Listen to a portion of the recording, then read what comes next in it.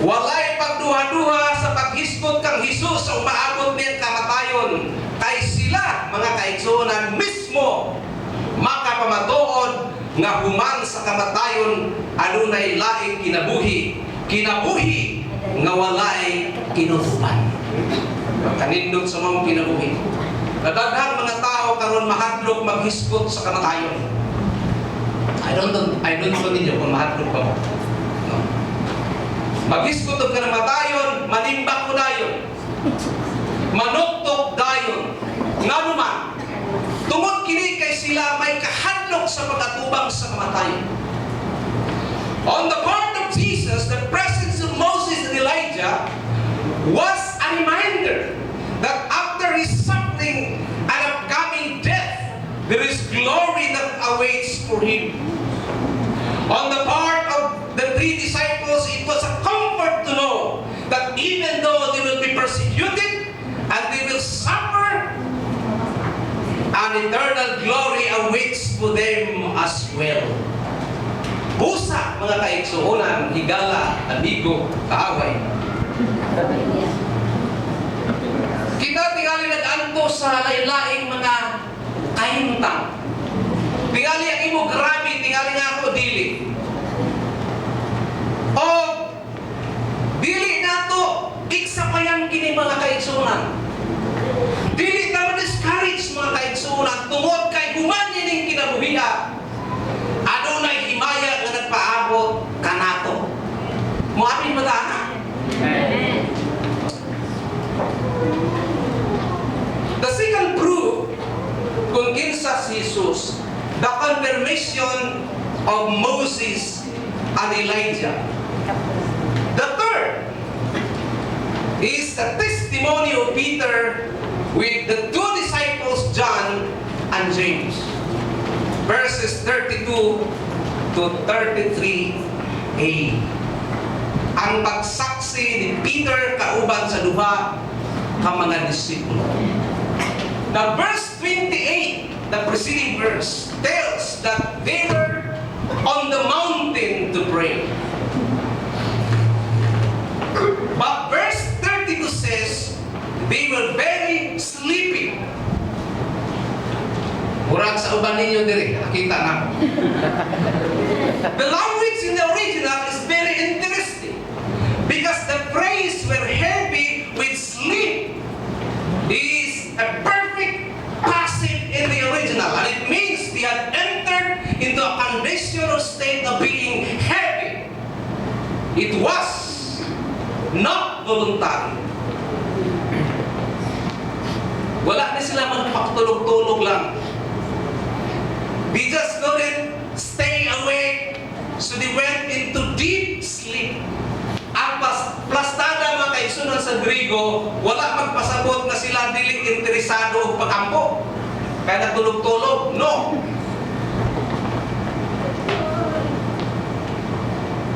Anaa sila mga kaigsuonan sa kahimtang na may kabug-aton nga gipas-an nga bisan unsaon nila bukas sa ilang mga mata. Wala dayon mapugni ang katulogon nga maoy bigtay babaw niining panahon. Grabe yun katulgon sila. If you're going to read the context in verse 21, they were already told by Jesus that he is going to suffer many things, be rejected and killed by the elders of Israel, which had immense implications. And why? Bug-at kinialang kanila.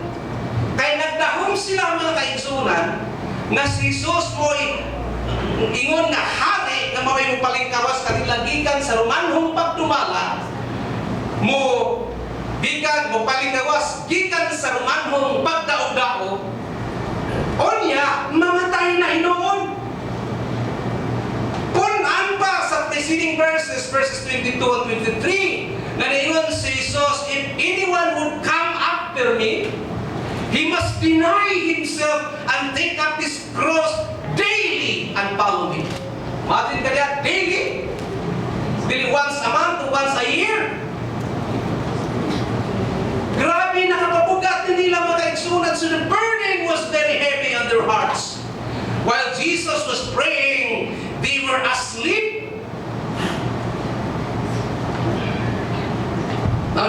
Friday evening service, murag wa ko'y nakita nga doon ay heavy burden ng atong mga brothers and sisters. Kaya wa ko kita kung na natuo.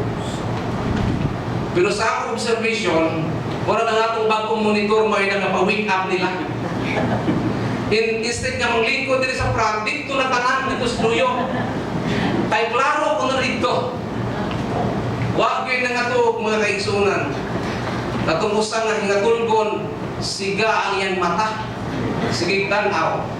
Now, ang temptation ninyo sa luyo, tulo na inyong tanawon. Ang monitor na bago, diriog na ako. Di na mo usahay, di na mo matanaw na ako. Muna ko, di na po kumutanaw ninyo, di na po tanaw sa buko dito. Now, the next phrase in verse 32. Nag-iwan din when they were fully awake. Sa original language says, they were awakened by somebody, and it took a little time to awaken them. Gahi-gahi yun. It could be Jesus who woke them up. What had happened when they woke up? The next phrase says, they saw His glory and the two men who stood with Him. Kung sa ilang nakita, ang ilang nakita was not a vision, nor a daydream. It was not something painted by fancy upon their eyeballs and which had no actual existence. But it was a real meeting between the Lord and Moses and Elijah. He even heard them talking about his upcoming death. Peter himself saw them, and he testified it in his letter to the scattered Christian in Asia Minor in 2 Peter chapter 1 verse 16b. We were eyewitnesses of His majesty. John testified as well in his book in John 1:14b. He said, and we beheld His glory, the glory as of the only begotten of the Father, full of grace and full of truth. At this time, brothers and sisters, Jesus was no longer an ordinary person to them. They know that the glory that was revealed to Moses in Mount Sinai is the same glory they saw in Jesus. And then Peter said in verse 23, Master, it is good for us to be here. Master. The word master is epistatis in the original. And it is the term given to a person of a high status, a chief, a commander, overseer, master, in recognition of his authority. This is the term used by Luke. The Matthew used the word Lord, Glorious. In Matthew chapter 17, and this refers to master, honor, the Lord, who has control or mastery over someone or something with the power to dispose. Mark also used the word rabbi in Mark 9:5 from the Greek word for someone who occupies a high and respected position, especially. This term is used by a slave to recognize those who are higher in rank. Now, sa may atong naobserbahan din mga kaigsunan. Ang atong naobserbahan din nga after Peter saw Jesus in His glory, after he knew that Jesus was really the Messiah, the coming King who was prophesied in the Old Testament, he immediately recognized Jesus' absolute authority and control over his life by addressing the word Master and Lord. Peter showed his full respect for the glorified Jesus. Human nakakita si Peter ni Jesus diha sa iyang himaya, iya dayon giila nga si Jesus mao ang iyang adalon o Ginoo. Nga mao'y tag-iya o magbubuhot sa iyang kinabuhi. O siya daw sama lamang sa usa ka ulipon slave servant. Siya mipakita sa tibuok nga pagtaho alang sa mahimayaong Jesus. Na mga kaigsunan, daghan ka nato nga miilat ang Jesus nga manluluwa sa Savior. May problema. Mag-ilat ang Jesus nga siya healer. May problema. Nag-ilat kaniya na provider. Magtatabang panahon sa mga panginahanglan, helper in times of need. May problema. Tinuod ka na mga kaigsunan. Abang kung kini lamang ang imong pag-ilat ang Jesus, kini kulang. Kulang.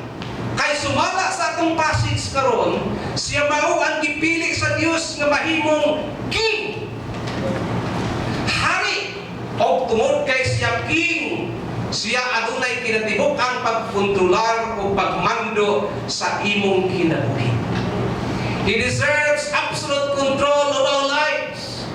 He deserves absolute obedience and the best of our service. Mga kaigsunan, kumusta ang imong pag-alagad karon? Angayan ba si Jesus niyan ang klase sa pag-alagad? Yan kong Saturday samtang ng limpyo mi, silig-silig ko sa pagkapoy, Lord, nalipay magkakaan ni Lord. O nagpakita ng Ghost Community nga nagtabang-tabang. Murang nagilty ko. Pero, nandoon naman ang Panginoon, alam naman niya, talaga na sincere ako nang nagsisili.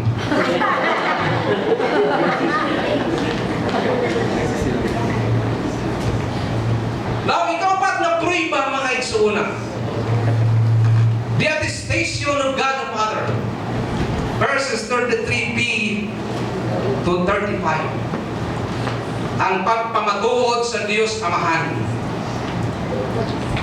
Now, when Moses and Elijah were about to depart, Peter interrupted them and gave a suggestion in verse 33. Naghatag siyang sugyo. O maingon ang verse 33, then it happened as they were parting from him, Jesus, that Peter said to Jesus, Master, it is good for us to be here, and let us make 3 tabernacles. One for you, one for Moses, and one for Elijah, not knowing what he said. The word good in this verse, in the original means excellent or the best. When Peter saw the glimpse of the future kingdom where Jesus reigned in his glory, he thought it was best and excellent to stay here and not to go back to their place. Peter wanted the event to be permanent, that he made a proposal to make 3 tabernacles. He may have been thinking of the Feast of Booths, a feast of ingathering long associated with the kingdom found in the book of Zechariah chapter 14. His excitement was heightened to its highest point ever in his entire life when he saw the glory of Christ, Moses, and Elijah, all associated within the eternal kingdom, that he forgot that Jesus will have to suffer yet. Nakalimot siya na mag-antos pa ay si Jesus. So sa termino, pas mga batanon, si Peter na starstruck. Huwag na ako to sa cellphone, mag-ana-ana na ito siya. Si Peter. This is why there is praise in the last part of verse 23 that says, not knowing what he said.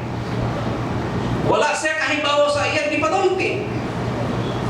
While he was saying his proposal in verse 34, he was interrupted by a cloud that overshadowed Jesus, Moses, and Elijah, and it terrified him and the other disciples, James and John.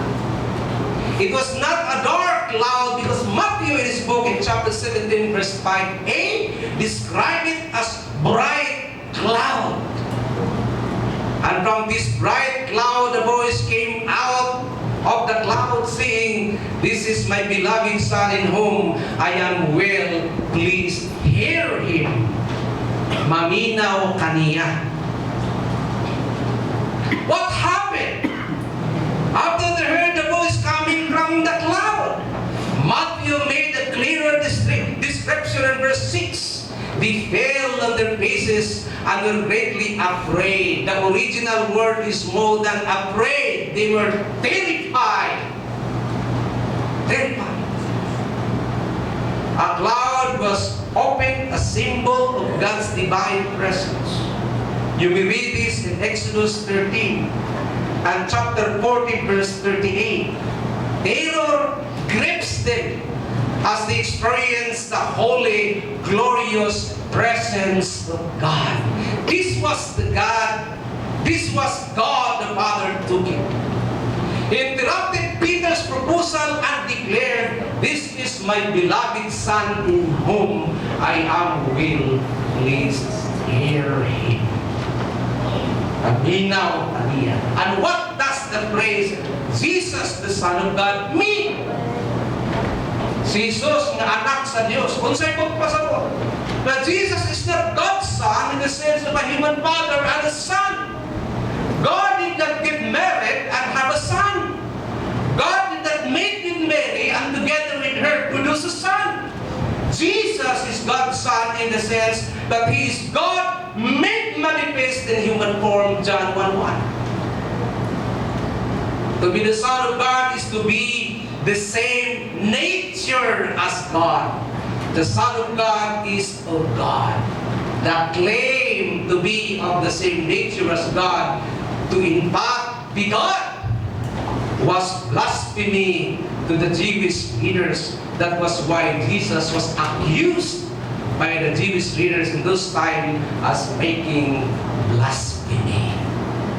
Nagpasipalag si Jesus. But here, brothers and sisters in Christ, God the Father Himself declared that Jesus is His beloved Son. And Matthew added the phrase, "In whom I am well pleased." Nalipay. And this phrase in the original means to take pleasure or delight in. Nalipay ang Diyos Amahan kang Jesus. But it also carries a clear hint of choice. In other words, in declaring that Jesus is His Son, God the Father Himself attested that Jesus is not just an ordinary man, but God as well. And in declaring that He is pleased with Jesus is to declare that Jesus is the chosen one. Jesus is the glorious God in human form, chosen by God to fulfill His plan of redemption to mankind. This was the same attestation of God the Father in baptism of Jesus Christ. Si Jesus mao ang mahimayakong Diyos na misulkob sa tawhanong lawas aron motuman sa plano sa Diyos sa pagtubos sa mga katawhan. As if the Father had said to Peter, "Peter, this is just a glimpse of the kingdom." Jesus had yet to accomplish my plan because He is the one I have chosen to fulfill. Siya ang aking pipili. And here the Father said, "Hear Him." Paminaw. In other words, listen to Him.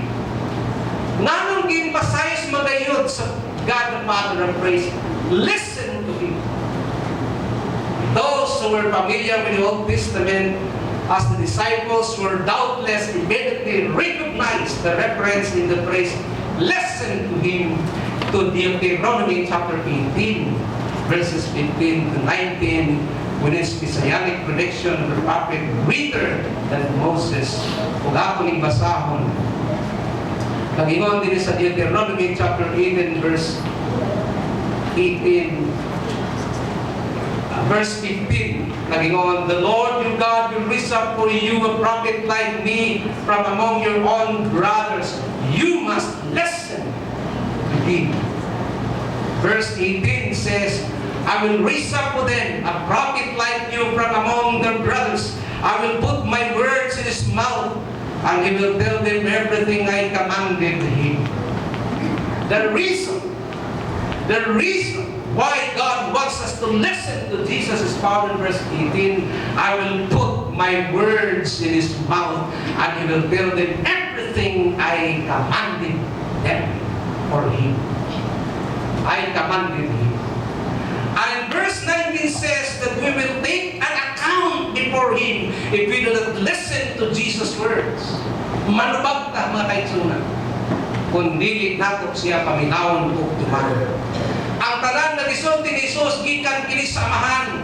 Busa ang amahan miingon, listen to him. Sa lain pagkasulti, sunda o tumangan ninyo siya tungod kay kita muhatag og husay sa Dios amahan. Kung kita dili mo sunod ug mutuman sa gisulti ni Jesus. All that Jesus had said is recorded in the Bible. Do you read and listen to what Jesus has said in the Bible? Imo ba kining gibasa? Imo ba kining gituman, mga kaigsuon? Jesus, indeed, God, and he was chosen by God the Father to be king, high.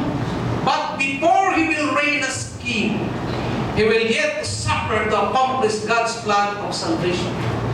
This is proven by his transfiguration, by the confirmation of Moses and Elijah, and by the testimony of the three disciples of Jesus Christ, and by the attestation of God the Father.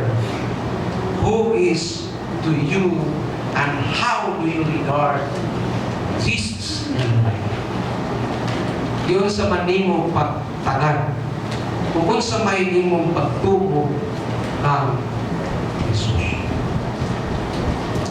Magampo tayo. Ginoo, we thank you na dili basta-basta na Jesus ang among ginagaran ng disiplina. Salamat, gawa kami madisip sa uban ng mga pagturunan to believe that Jesus is only a man. We believe both he is our God, our King, and everything. Amo kinigitugyan at pasalamat ko sa in Jesus' name. Amen.